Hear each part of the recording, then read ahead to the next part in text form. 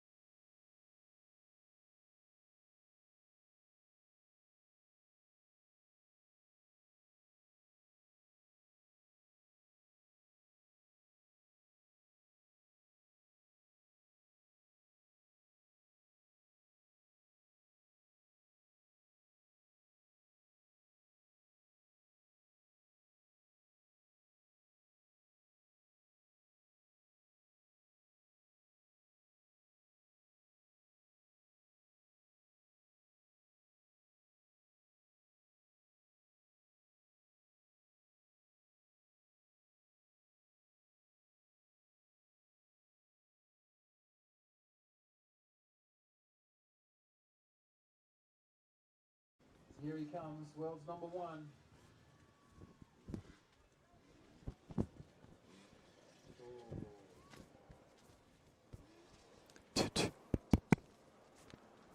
Two. Over the barrel now, coming up to the Sherco log. Yeah, it's very smooth here. Through the tyres. Boo Boo's got the fuel thing on. He's probably going to do one more lap. Up onto the log. Beautifully ridden through there. Huh? What? Oh, 2. Okay. I'm running stereo mics now, ladies and gentlemen. I've been asked to sing a song, but no. They're not paying me enough for that.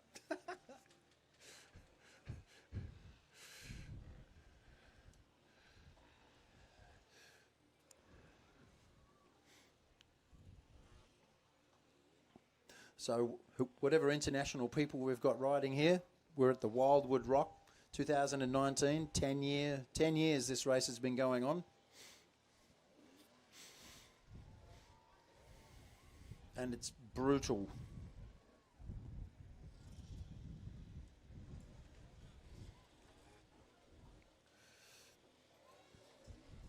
And if you've always dreamt of coming out to Australia to ride, all you need to do is just take the first 20 names on any of the silver or bronze list, get in contact with them in Facebook, and you'll always have somewhere to ride and someone to ride with. It's a great bunch of guys. There's a really good, strong enduro fraternity out here in Australia. There's always a bike to ride.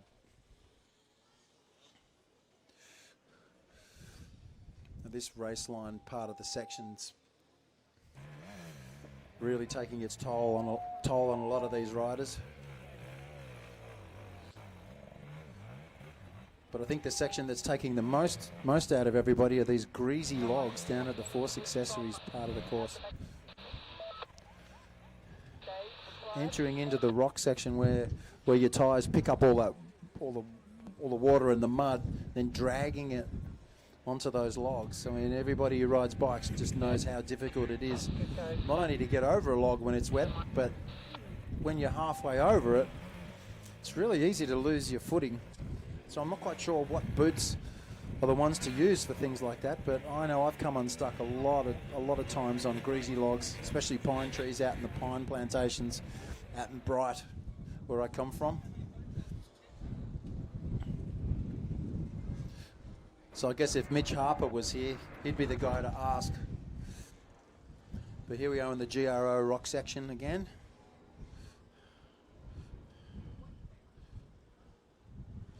And Lee Irwin getting a pretty good run through there. And Lee's bike is incredibly clean. I don't know if you can see him. I don't think he's fallen over, and maybe he's levitated over all of that mud. But he looks like the cleanest guy out there on the track at the moment. Coming over the Force Accessories bridge now.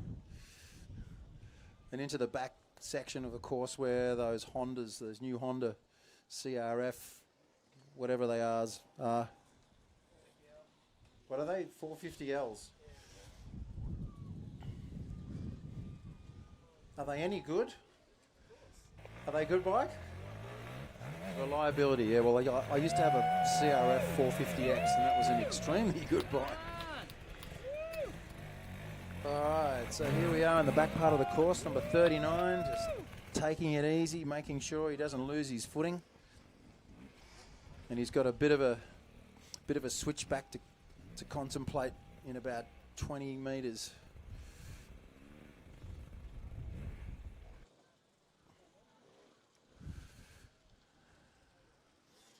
Here comes Tim Coleman through the Raceline rock section. Very smooth, Tim.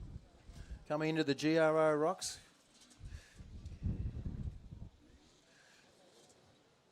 Pretty quick, very smooth.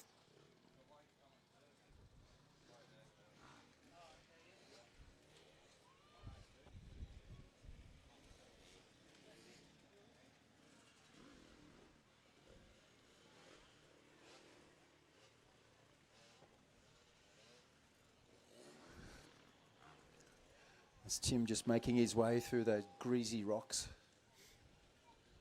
Okay, everybody, Tim Coleman's coming up to the Force Accessories slippery log section. You guys might want to clear out of his way. Give him some room.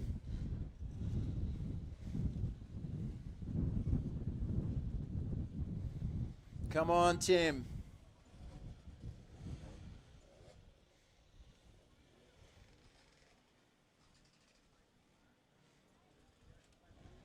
Tim getting through there relatively unscathed.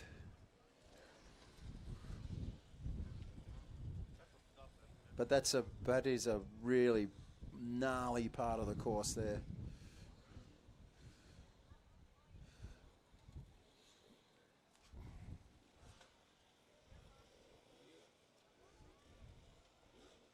Well done, Tim.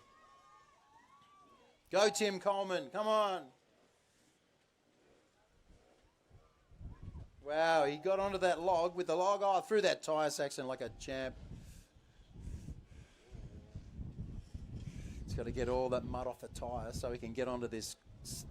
Doesn't look like that log's got any water on it, but that has got to be the line to take. I would not want to be riding through that slop. Last year when we were here, somebody wound up face planting in the middle of that lake. It was not a pretty sight.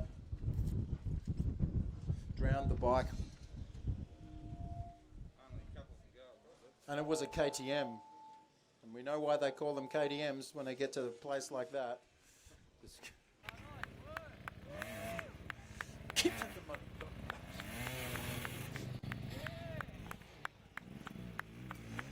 Okay. Into the back section of the course now. Very steep part of it. Ben Grabham there, making it look pretty easy through there. Doesn't lose much time through there. Very, very smooth. And back to the carnage of these logs.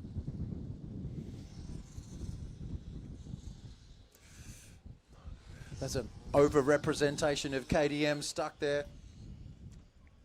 That's no reflection on how good those bikes are, though.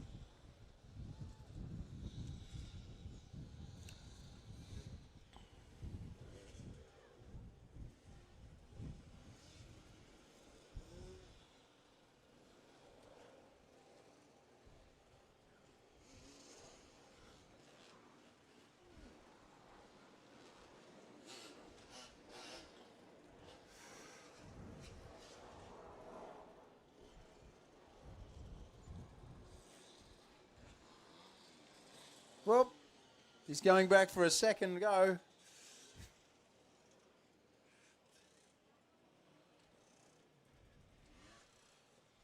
Dave Horn.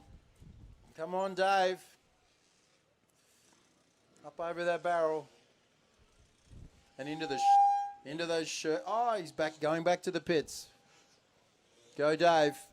See you back here soon.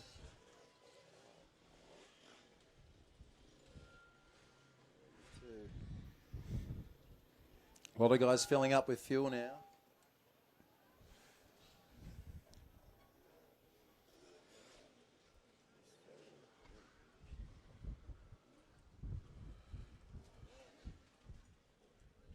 Jonathan Taylor there, just in the Sherco log part. On the beater.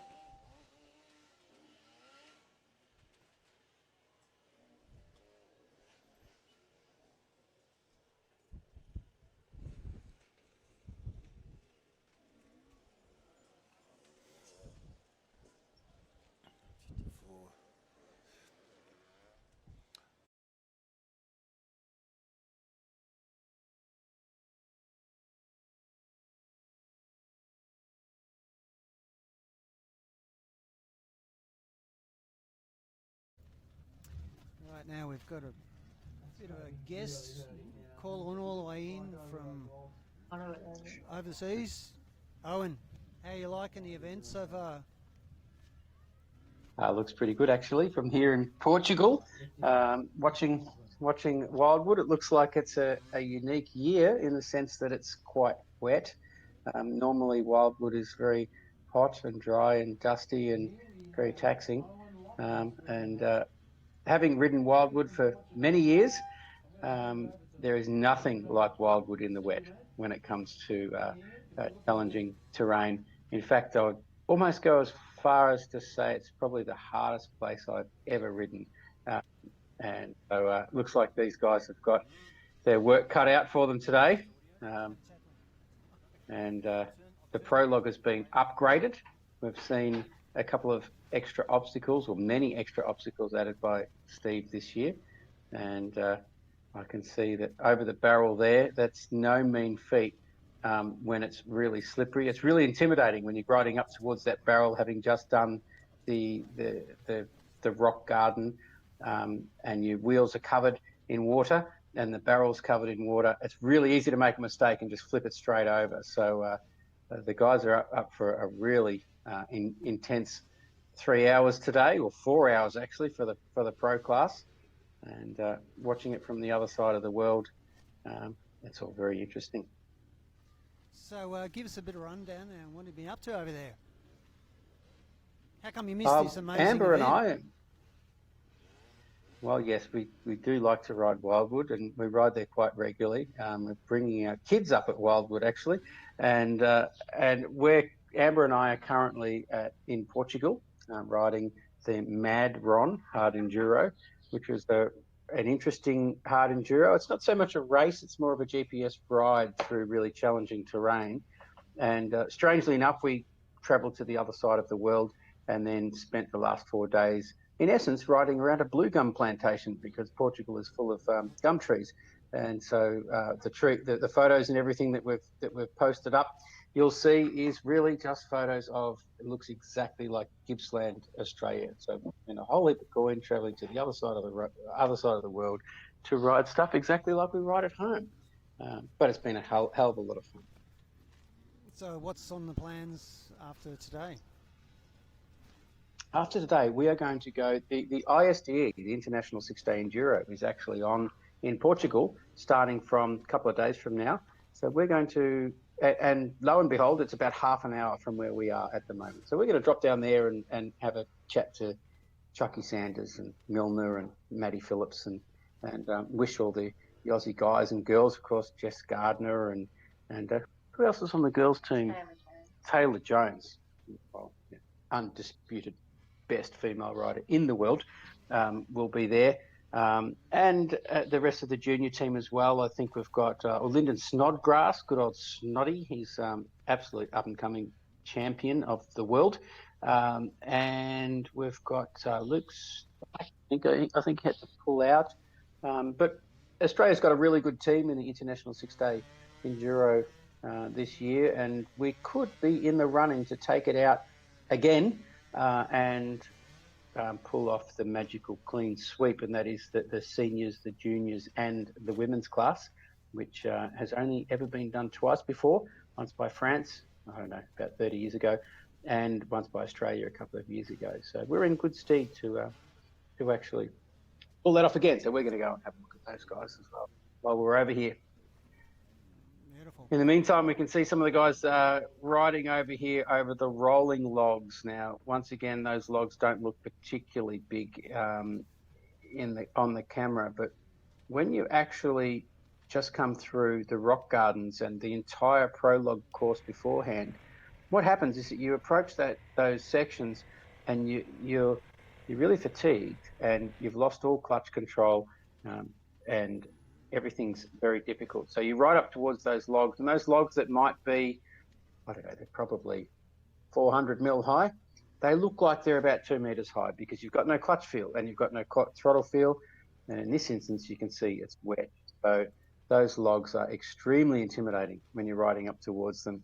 It takes every ounce of mental strength to actually hit them with some form of aggression to actually get it done. So you can see number 3 there. Tim. I don't know exactly who's what, but that's Tim Coleman, I'd say. It's pretty obvious. Yeah, on the beater. So pretty typical Tim style. Tall, lanky Tim, riding very cruisy, as always. Who have we got there on the screen?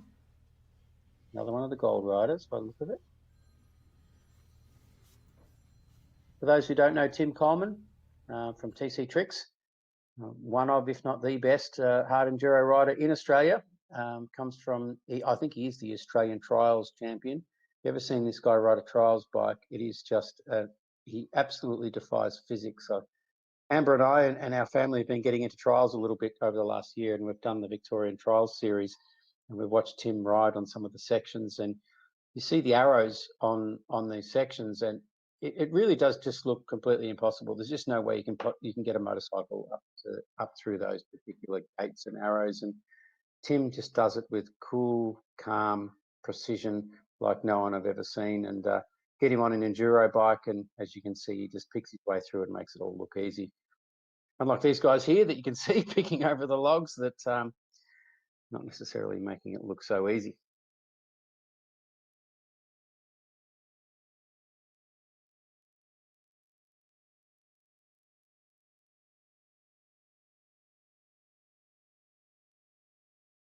You see in the background there, the banners, Force Accessories, long-time supporter of Wildwood Rock, Australian manufacturer of accessories for dirt bikes, mostly pipe guards, case savers, those sorts of things. One of the few Australian manufacturers of this sort of equipment, very strong supporters of Australian riders. Pretty much, I think almost all of the top level Australian riders have received some sort of sponsorship from Force Accessories. So very good supporters and very good quality kit. Doesn't get much better than the Force gear. I can see in the background there, Jarvis Bolt. He has got his, I'm sure it's him. I'm looking at this screen from the other side of the world. I can see him in his trademark purple shirt, and I'm sure he's got a necktie on there. Jarvis Bolt is actually going for the highest number of finishes in the Wildwood Rock Hard Enduro, and it's between him and Rob Nowak.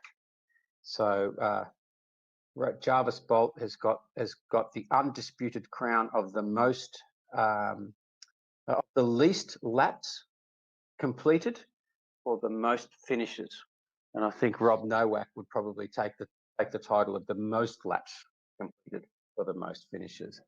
Jarvis Bolt, absolute legend of the Australian hard enduro scene, one of the innovators of Australian hard enduro, and of course, for those who don't know, he's actually got ties to one of the major brands of dirt bikes in Australia. Stalwart of the enduro scene.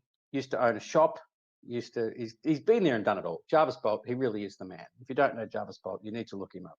He is also one of the funniest blokes you'll ever come across, and incredibly insightful. If you look at Jarvis Bolt's posts on social media over the years, you usually find that he has lots of cryptic messages that come to fruition, 3 to 6 months later. So very well connected in the industry, as well as being an all-round, perhaps the greatest legend of Australian hard enduro.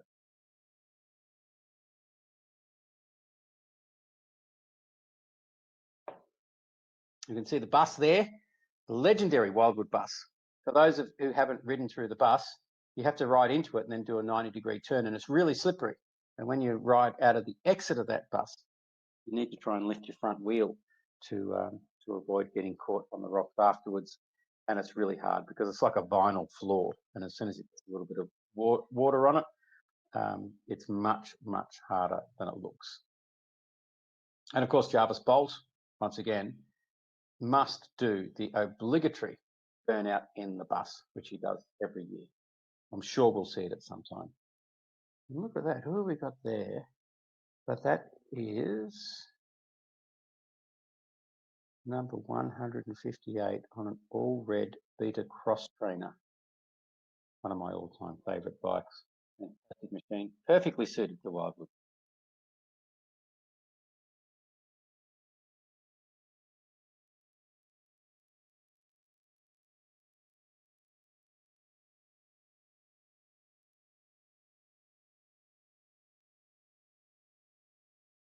Who we got from one of the guys that's commentating locally? Who is that guy on the Beta Cross Trainer? I'm interested to know, because that's actually a reasonably modified Beta Cross Trainer that you can see there.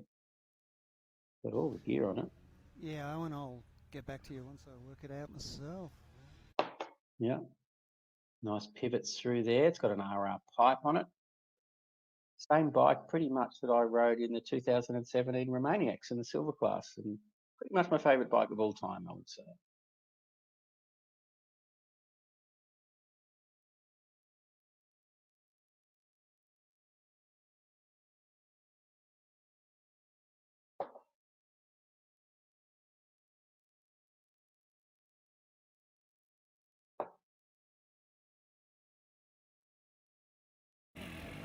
You can see back to the prologue here. Whoop. Number 8. Who's number 8? Is that Chris Perry? No, that's not Chris Perry.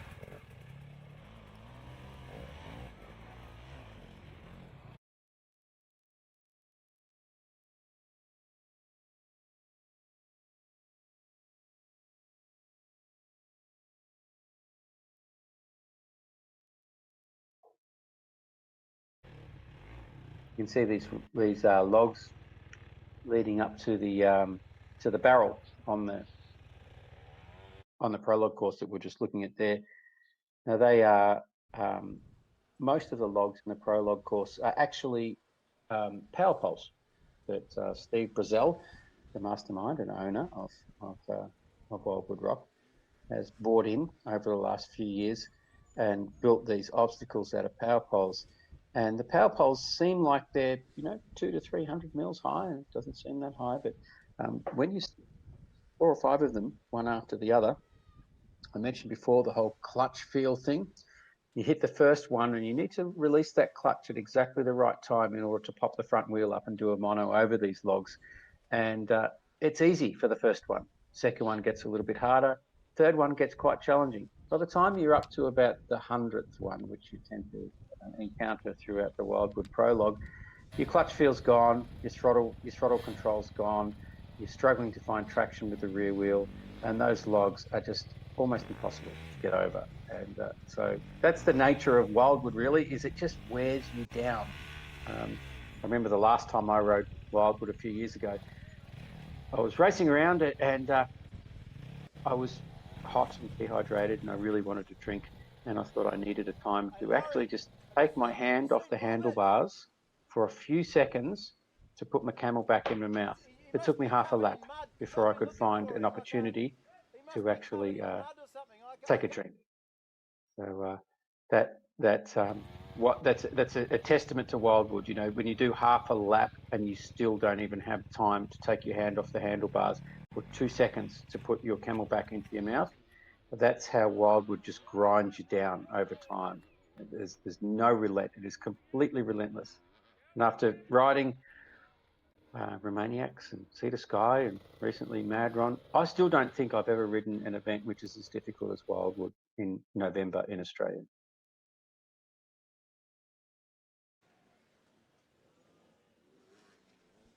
You can see those logs I was talking about before, having just done a few of them, lining up for the barrel. And I was saying before, that barrel, it's slippery at the best of times when you've just been through the entire prologue course in the wet and you've got very little clutch control left. That barrel is actually quite daunting, because if you hit that barrel at the wrong angle and you don't have very good clutch control, the back wheel just spins and the bike spits sideways and it really wants to spit you straight off. And there's when you're looking at that barrel, you can see it in your mind, the prospect of actually just cartwheeling down the other side. So it's pretty intimidating. Who have we got there? I don't know who that is, but that, judging by the riding style, it's got to be Anthony Fowler or Ruben Chadwick, because they're the only guys that would smash that section like that.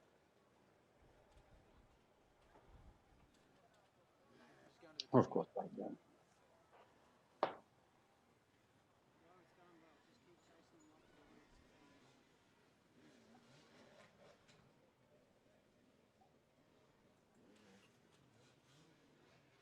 .518. Do we know who 518 is there, guys? That looks a bit like Mark Clements to me.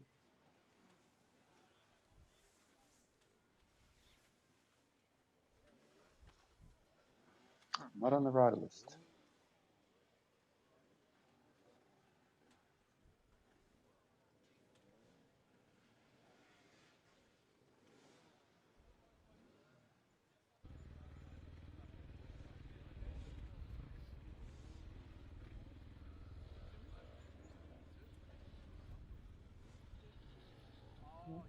Fine.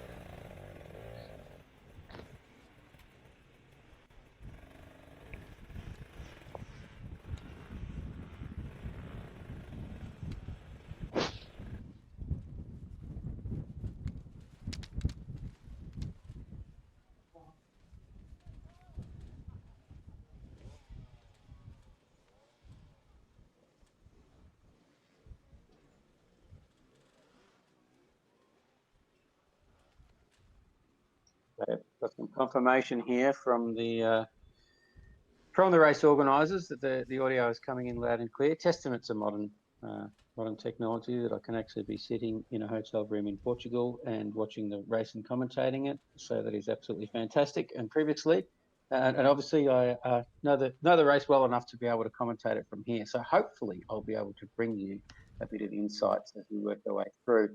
So you can see rider 528 there working their way through the rock garden as part of the prologue course. 528 Adam Chamberlain.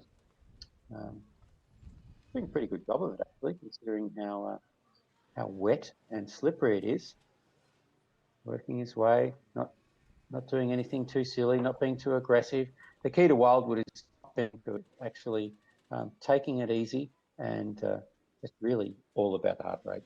As with most hard enduro, you only have a certain amount of time with your heart rate above about 80% of its maximum capacity. So the idea is to keep your heart rate below 80%, and that's very difficult. Where, as you can see there, the guys are actually wrestling.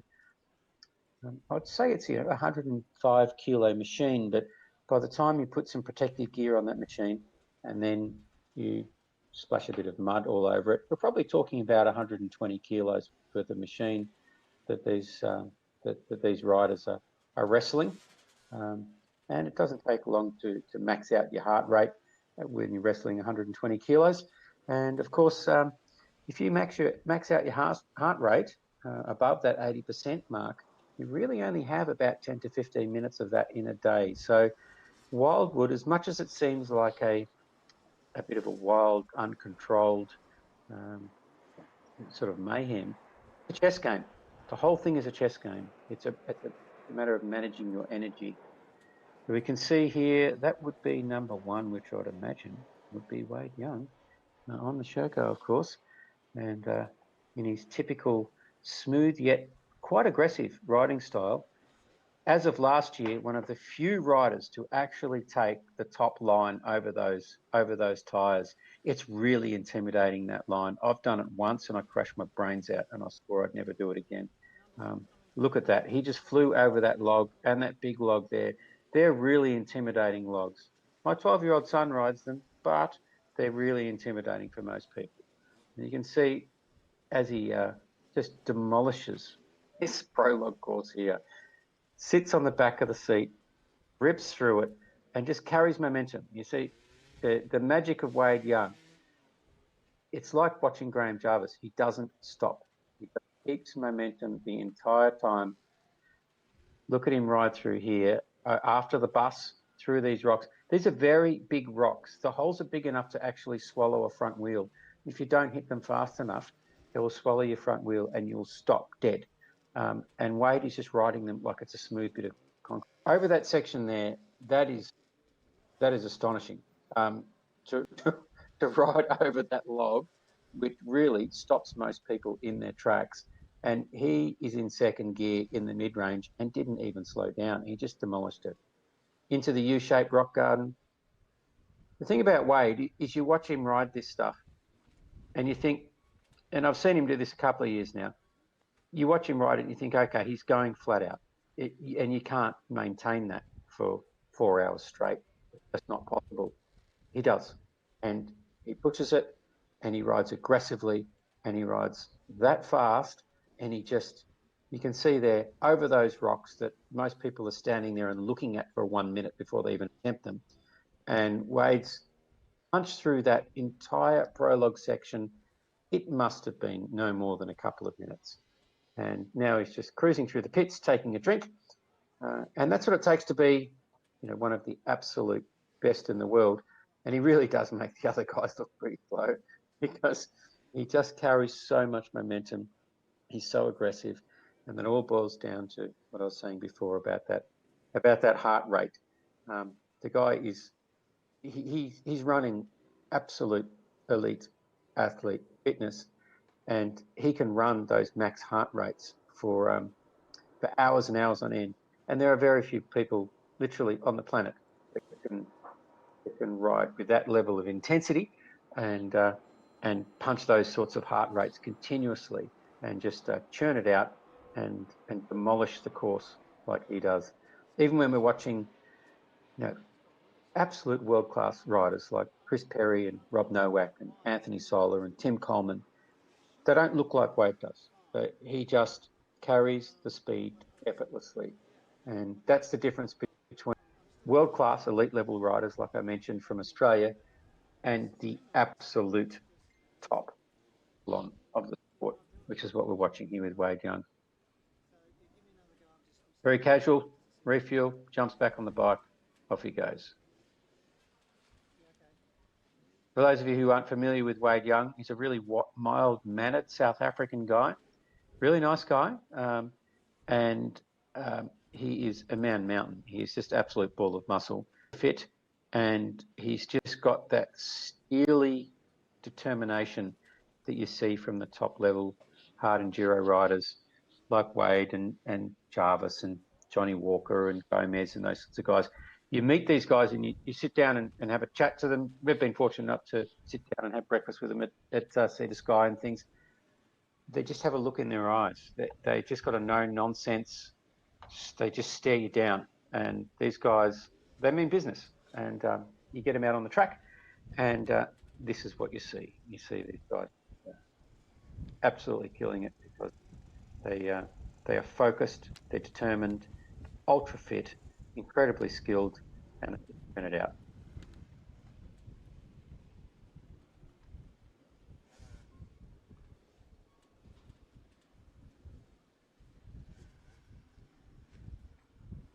We look at there at number 74, Hudson Atkins, doing quite a nice job there. I don't know Hudson there, but riding with a very high level of skill there.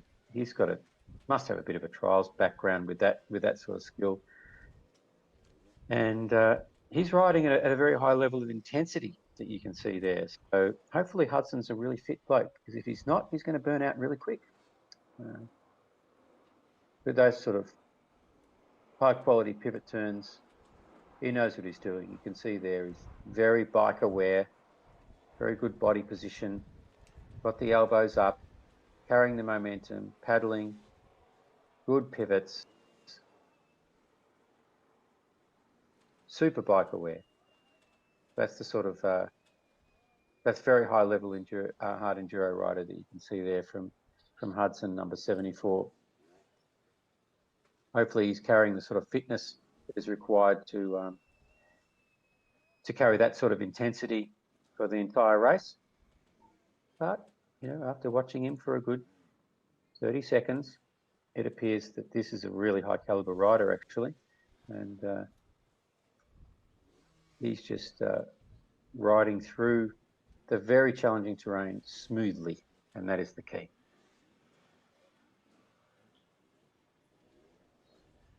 See there, rider number 38.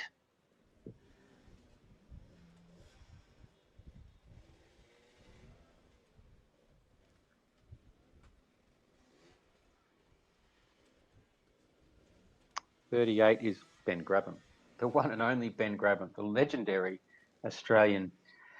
Well, he's most famous for desert racing, but he's also, I think he's won a few Australian off-road titles. I think he's riding a Gas Ranger today at Wildwood.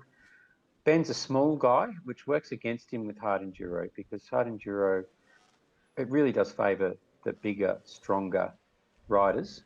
And Ben is not a big guy, but he is just incredibly skilled. He's one of the absolute best riders ever to come out of Australia, especially on the desert. The guy has won Fink, Hatter, Australian Safari on numerous occasions. Absolute legend of the sport. Great to see him. Ben's getting on a bit now. He hasn't been a pro rider for a good 5 years, and he's managed the KTM race team in the meantime. And it's really good to see.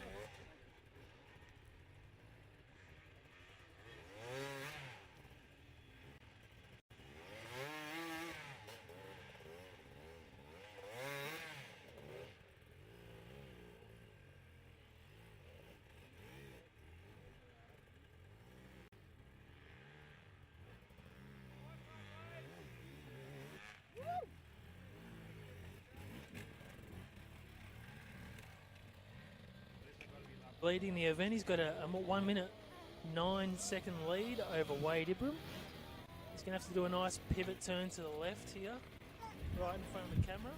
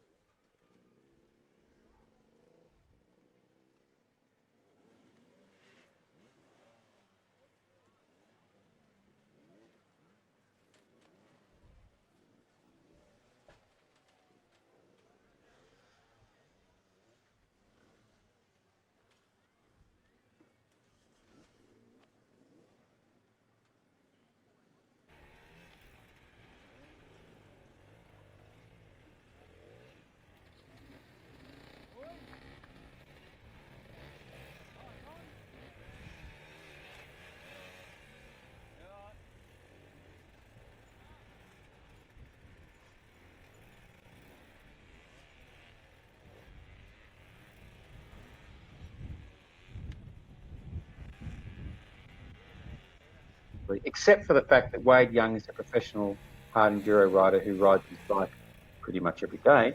Wade Ibrahim, oh, look, he's a wakeboarder. He cruises around on motorbikes every now and then, doesn't mind a bit of a ride.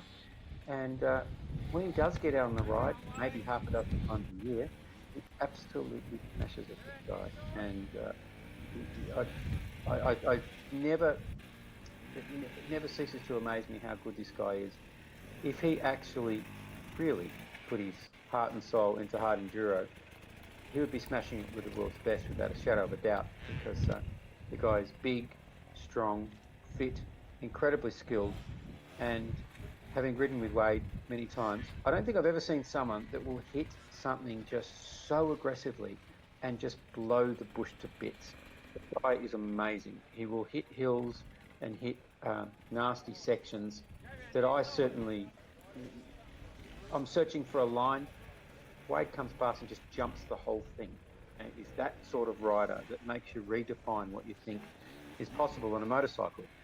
If you're just big, strong, aggressive, and you want to. And this guy is extremely impressive. And I think we'll see once again Wade will make his way up to the very top, as he's clearly sitting at the moment. Not sure exactly what position he's sitting in. I'll get back to you on that one. But one of the more impressive riders I've ever seen on a motorcycle is Wade Ibrahim. Let's see here. Rider number 322.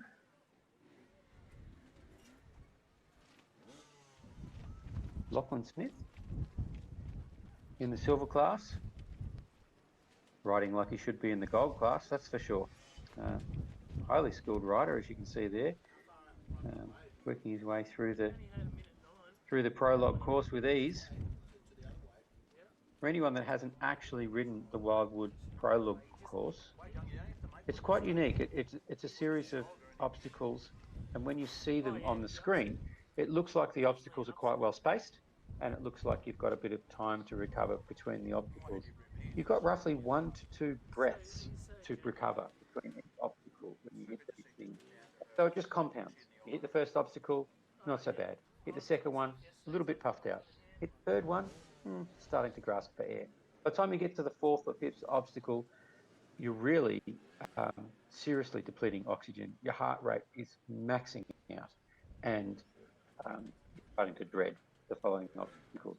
By the time you get to the end of the obstacle course, your entire body's jelly, absolutely struggling for breath, no clutch control, no throttle control, and pretty much just flapping off the back of the machine. And that goes for very high level hard enduro riders, probably a dozen riders in this entire field that'll get to the end of that prologue course without wishing they'd never ridden a motorcycle before.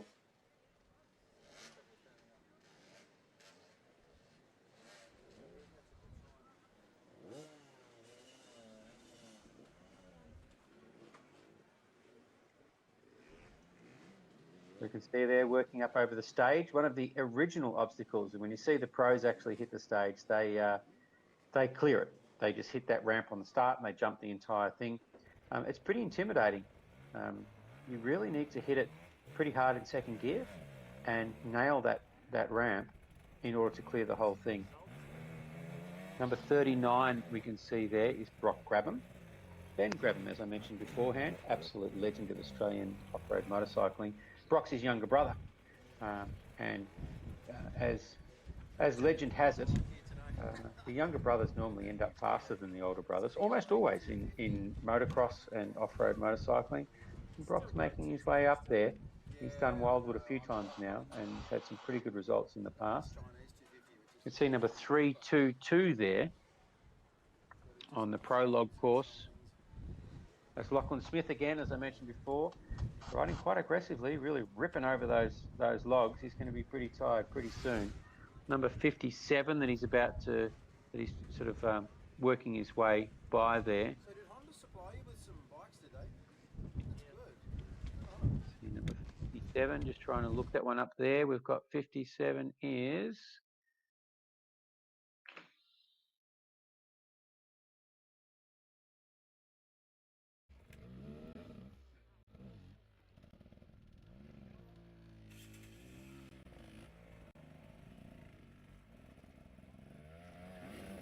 Rafael Lima is number 57.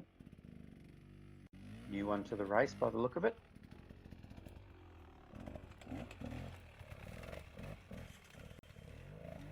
So for those who are watching Wildwood for the first time, the bronze class riders who tackle this race for the first time, we can just see a guy there just absolutely launching his bike and crashing over the rocks there.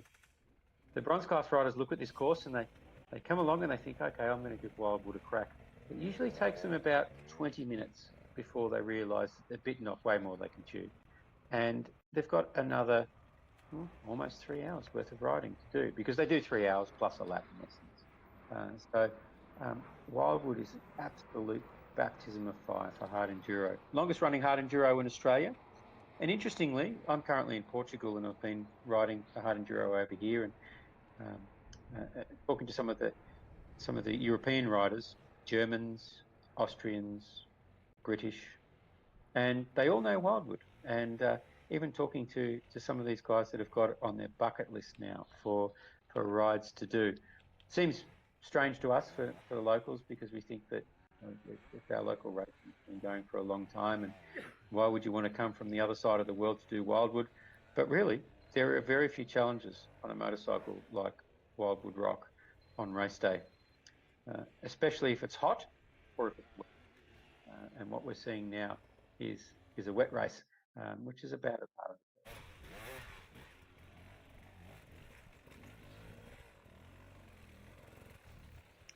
Coleman coming up through there on the beater in his usual effortless style. Watch Tim do this little pivot turn here. He just floats the front wheel like few other people. He has just perfect clutch control from his trials. Background, for those you know, Tin from TC Tricks, one of the more talented motorcycle riders in the world when it comes to the ability just general bike control. The guy can literally do 360s. At the other end of the scale, you see someone crashing here. Who's that? That is number 18.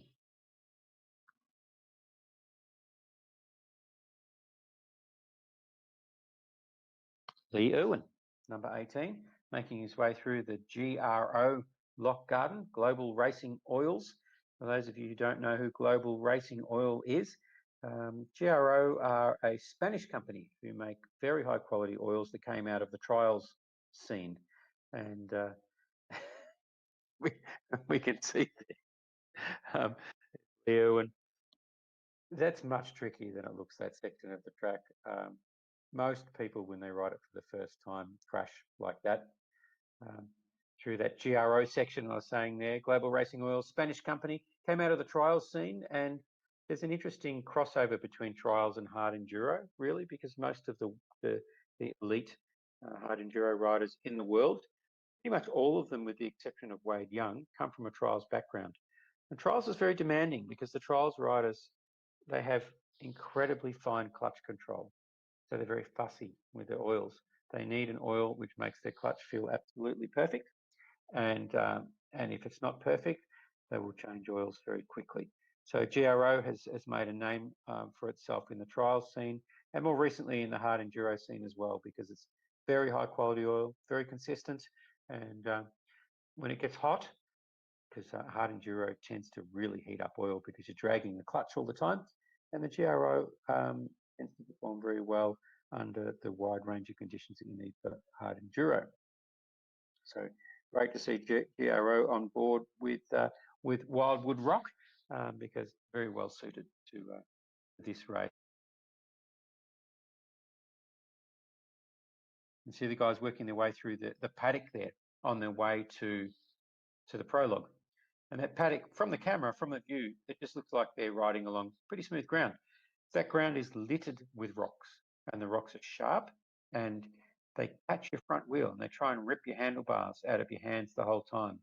So it looks like those riders are just relaxing, cruising their way into the prologue section now. They're not. They're gripping the bars very hard. They're trying to make sure that these million rocks don't tear the bars out of their hands. And once again, as I said before, there's no relent at Wildwood. It is completely relentless. It wears you down, and you just never. The only way to have a break at Wildwood is to come to a complete stop. Even in those sections that look really easy, they're incredibly demanding, because if you take so much as one hand off the handlebar, the sharp rock will grab that handlebars and tear it out of your hands. And if you come off at Wildwood, that's a whole nother story. You're landing in either a pile of thistles or very sharp, jagged rocks. It is just really unforgiving. You can see there Chris Perry on his brand new KTM GPI 2020. Chris Perry, one of the absolute best hard enduro riders in the world. You can look at that. That is absolute style and clutch control and aggression. You can hear the bike revving there and just churning dirt out the back. And Chris is a stalwart of the Australian hard enduro scene. He's won the prologue at Romaniacs a couple of times in the silver class. He did gold class at Romaniacs this year, one of the few Australian riders to ever attempt gold class. Didn't quite get through, but came very close actually. He just fell short on the last day or so. Chris is a very fussy rider when it comes to the setup of his bike. Loves his carburetors, very, very in tune with the jetting of a carburetor. Most hard enduro riders, they're very fussy with their tyre selections and their engine setup, exactly how they run the engine, because hard enduro requires a very fine feel for the clutch and the engine. And Chris is amongst the absolute best in the world when it comes to setting up an engine for hard enduro. And he's just taken the plunge to go from a carburetor towards TPI, transfer port injection from KTM, the fuel injected two strokes. We just saw flash across the screen there, Shane Bowden. Once again, stalwart of the Australian hard enduro scene, all-round good guy, and the male model of the Australian hard enduro scene. Seems to be that whenever Bowdy goes to a race, he pops up on the poster shortly afterwards because he's an all-round good-looking bloke, really. But Bowdy is also known as the Diesel. He doesn't go that fast, but he never stops, and he just churns and churns and churns. And whenever you turn around, whenever you go riding with Bowdy, he lives near me. I ride with him a bit. Whenever we go riding with Bowdy, you think, gee, Bowdy's not going that fast. And then you go flat out as fast as you can towards the end of the track, and you turn around and he's right on your tail. He's just that sort of rider. Highly skilled, been around for a long time, just gets the job done. Doesn't say much, nothing flash, just gets it done. Very good bloke. Number 9, Craig Stevenson. Craig Stevo Stevenson, stalwart of the Victorian off-road riding scene. I used to race with him for many years, and he used to blow the doors off me on cross countries. This guy is as fit can be, always has been, rides super aggressively. He's like a motocrosser in the bush. He really is. And he's recently, I say recently, I'm talking about 7 years, and he's turned his hand to hard enduro. Done Romaniacs a couple of times, finished silver, rides with Con Thermos from Otway Trail Tours. And Craig Stevenson is very skilled guy. Does a lot of trials riding as well as hard enduro, and in recent times. And he's just got that combination of an old school racer that is brutally fast, very fit, very strong, got the trial skills, and has very good finesse as well as a very high degree of aggression. And he just he's a very, very talented rider, this guy. In fact, I ride with Steve a bit, and he's one of, if not my favourite guys to go riding with, because he just he just doesn't give you a break. Every time you want to stop and catch a breath, he keeps going. And he's one of those guys that's very fit, very skilled. All round nice guy too.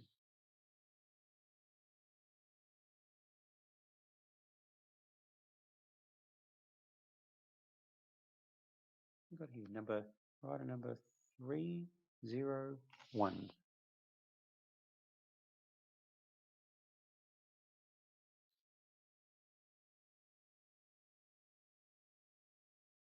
Number 30.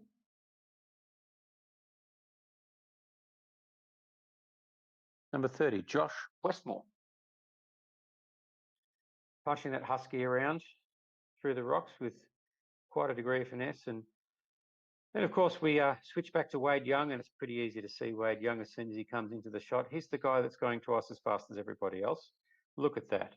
Sits on the back wheel, churns a couple of those ute trays up, and the ute trays have even slowed Wade down a little bit.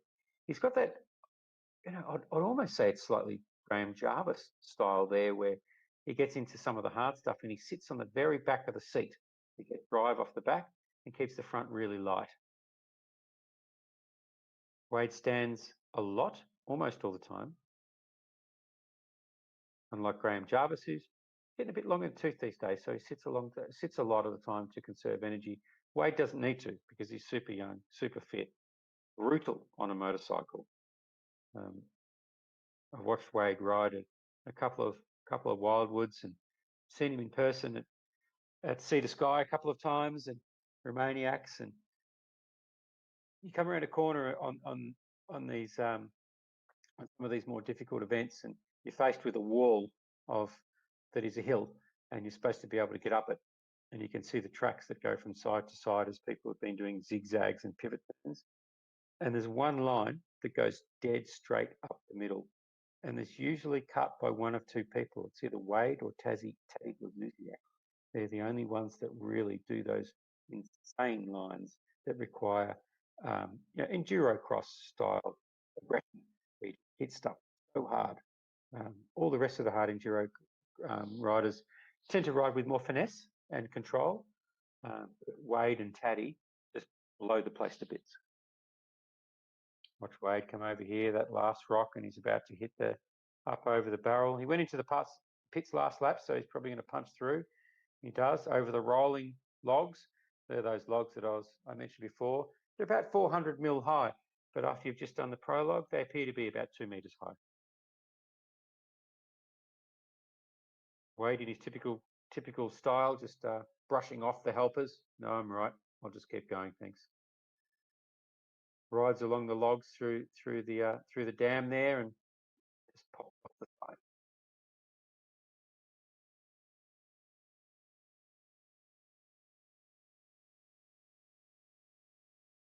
Watching a rider come through the rock garden there in the grey. Wow, that's is that Anthony Sola? Could very well be Anthony Sola. It's got to be Anthony Sola or Ruben Chadwick. I can't quite see the number from here. I'm trying to view it from Portugal, but there are very few people who can ride that section like that. So I would say it would be Chadwick or Ruben Chadwick or Anthony Sola. I've got to ride it down. Got to ride it down in the rocks post bus. I mentioned before, these rocks are really difficult. You see the pros come through here and they maintain a lot of momentum, but it's the clubmen that you can see coming through here and the bronze level riders that really demonstrate what this rock garden is like. Some of these rocks are perfectly spaced so that your front wheel falls in a hole and the back wheel falls in a hole at exactly the same time, which means, and we can just see that happen to that rider there, which means it's really hard to get going again because the bike just jams up.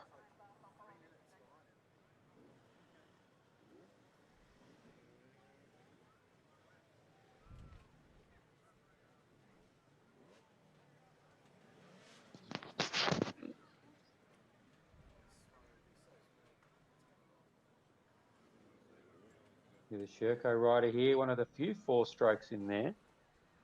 Andrew Wilsk. Wilsk, he's one of the best Victorian off-road, traditional enduro riders here. It actually rides in the Australian off-road series as well. Full pro level rider, this guy, and one of the best. And you can see him just picking his way through there on the 4-stroke. The 4-strokes just tend to plough their way through, whereas the 2-strokes will bounce off things and hop over the top of obstacles. The 4-strokes just punch, plough, plough, plough. But they get the job done. And as soon as you're riding at a pace which is greater than about jogging pace, the 4-strokes really come into their own and they're substantially faster. But below jogging pace, nothing gets near the 2-strokes because they have the ability to run super low in the revs and find traction and drive, where the 4-strokes will tend to stall and flame out. 2-strokes also have those different handling characteristics, where they tend to be more nimble and flip them from side to side and pop them around a little bit more, which is great for hard enduro. Whereas the 4-strokes just tend to want to plough in a straight line. Not so good for hard enduro, but very good when you're trying to ride fast.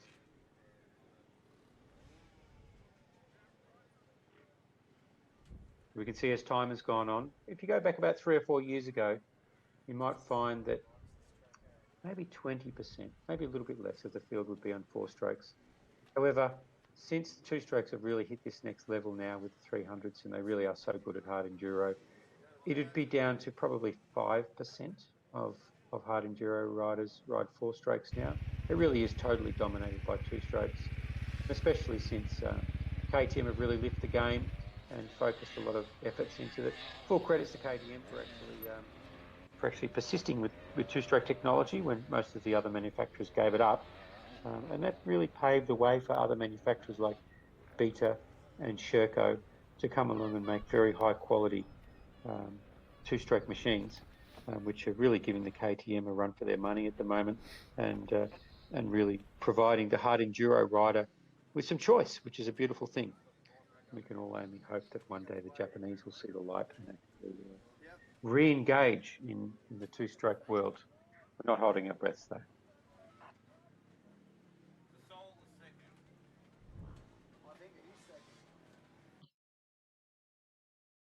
See the riders starting to gather up there on those logs before the barrel. They're proving to be quite tricky. You can see there that it's not quite a bike length between logs, and that means that once you've got over one log, you can't prepare for the next one, and the slightest mistake tends to compound. If you make a mistake on the first log, that means that the second log is much more difficult, and the third log is virtually impossible. You pretty much have to get up and get off and wrestle the bikes over the logs like you can see there.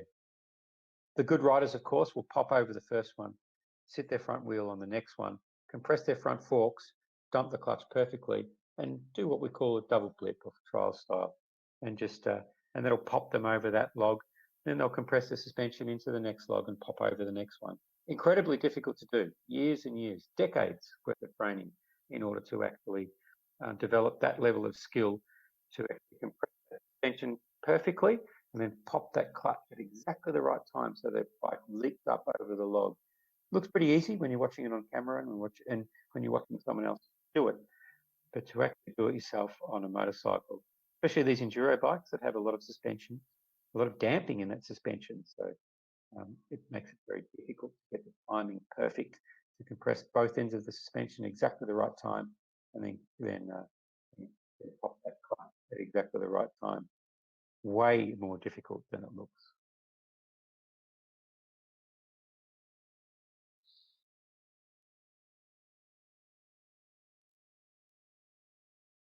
The number 6 working their way through again now.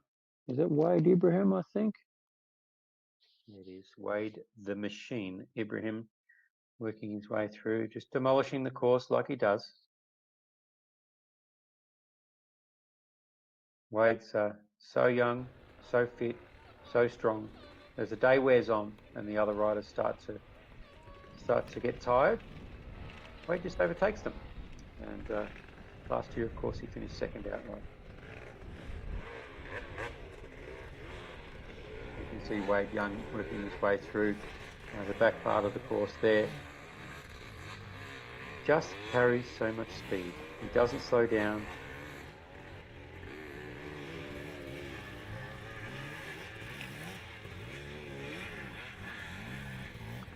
At the moment, well, we're looking at a bit of a, it appears that we're looking at a bit of a repeat results from last year. Wade Young is 5 minutes clear of Wade Ibrahim. So we've got the absolute, one of the world's very best in Wade Young.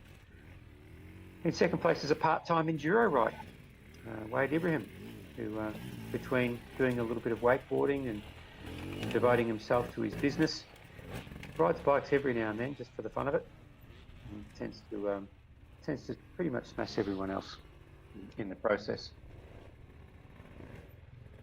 Very tricky section there.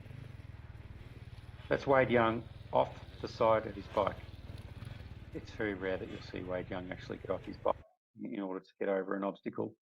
So you can imagine if Wade Young has to get off his bike and it takes him 3 to 4 seconds to get off his bike, that's 3 to 4 minutes for the rest of the elite level riders, maybe 30 minutes for some of the other guys. Now, number 15 there in the stripy gear. 15 in that stripy gear. Well, I was going to say Ruben Chadwick, but it's not. It's Christopher Maxwell.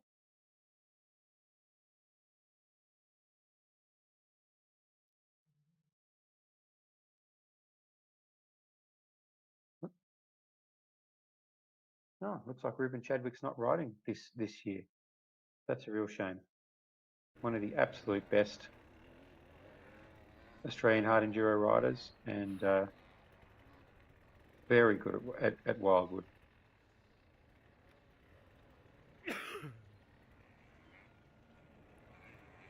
Adrian Harry, you can see there on the beta. Adrian Harry is a vets class rider.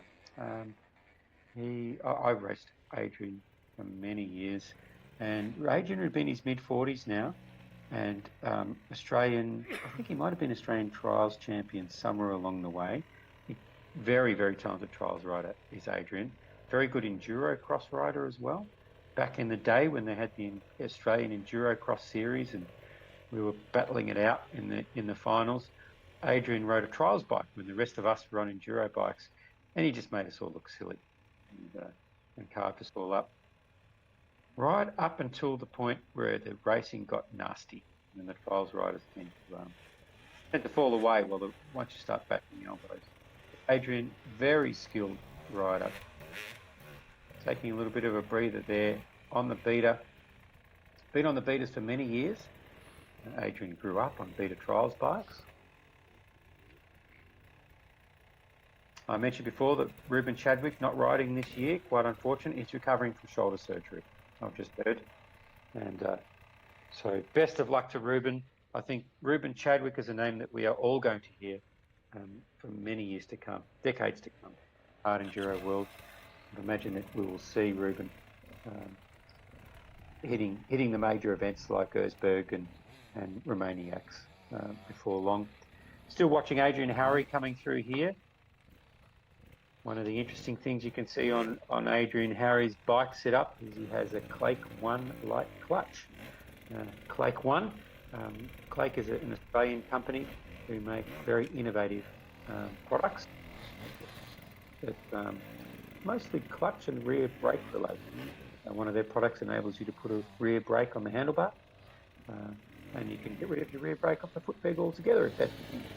What Adrian's running there is what's called a Clake 1 light clutch. So it actually makes the clutch much lighter.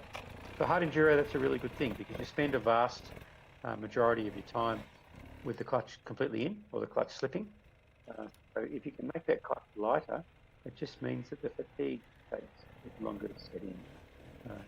I've ridden Adrian's bike a few times, and he has a unique ability to set up his clutch beautifully, and his bike is always really nice to ride, which is pretty typical of the trials guys, really. They have the ability to set up their controls and everything so that they're really nice to ride. Perfect.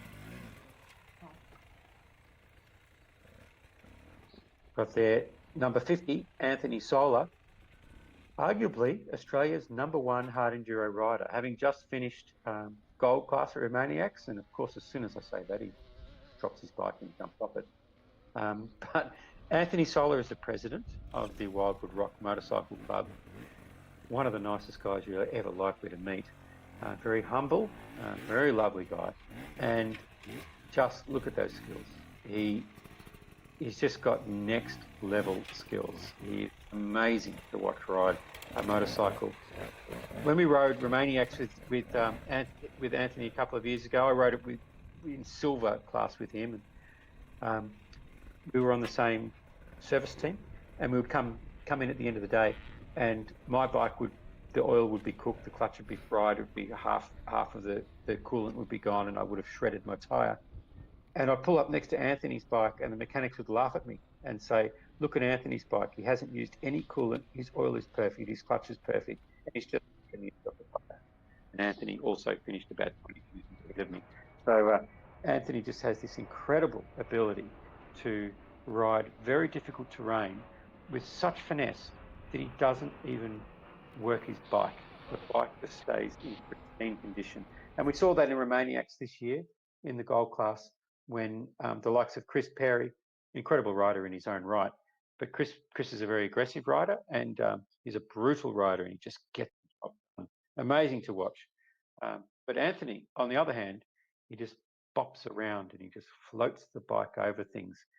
4 days later in gold class, Anthony crossed the finish line and Chris didn't. And that's the difference between riding hard enduro aggressively and riding it with just absolute skill and finesse like Anthony Solar does. And I think you'll see Anthony Solar, I mean, I was going to say I think we'll see him as amongst the world's elite. He is part of the world's elite. He finished 25th, I think it was, in the gold class of Romaniacs this year.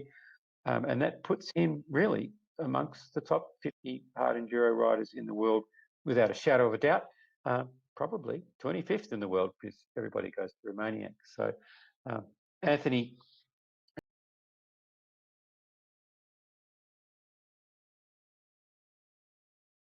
he just is one of, if not the most impressive guy I've ever seen ride a motorcycle. And he's young, he's up and coming, he's fit, he's strong, and he's got a long, long way to go in the sport. Back to Tim Coleman here. Speaking about impressive guys on a motorcycle, they don't get much more impressive than this guy when it comes to tricks and things. Tim is still working his way into hard enduro, really. He's, I mentioned before, Australian trials champion, incredibly skilled. And Tim's just in the process of learning the difference between trials and hard enduro. And really the transition from trials to hard enduro really involves getting bigger, stronger, and more aggressive. So Tim's making that transition now. Tim's one of these guys. He's a mellow country guy, really nice guy, and he's so nice and he's so polite that he almost lets other people go first. So Tim is just in the process of putting a bit of mongrel racer into him at the moment, and he's, when I say in the process, he's a few years into it. Look at that absolute skill and finesse. And he's really starting to come into his own now. He's getting a few years under his belt. He's getting a bit stronger. He's getting a bit more brutal. There's Ina Coleman.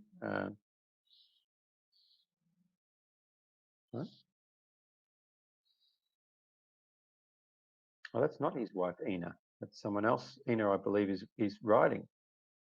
Tim recently married his wife, Ina. Ina's a very skilled trials rider in her own right and international hard enduro rider, having done events like Sea to Sky.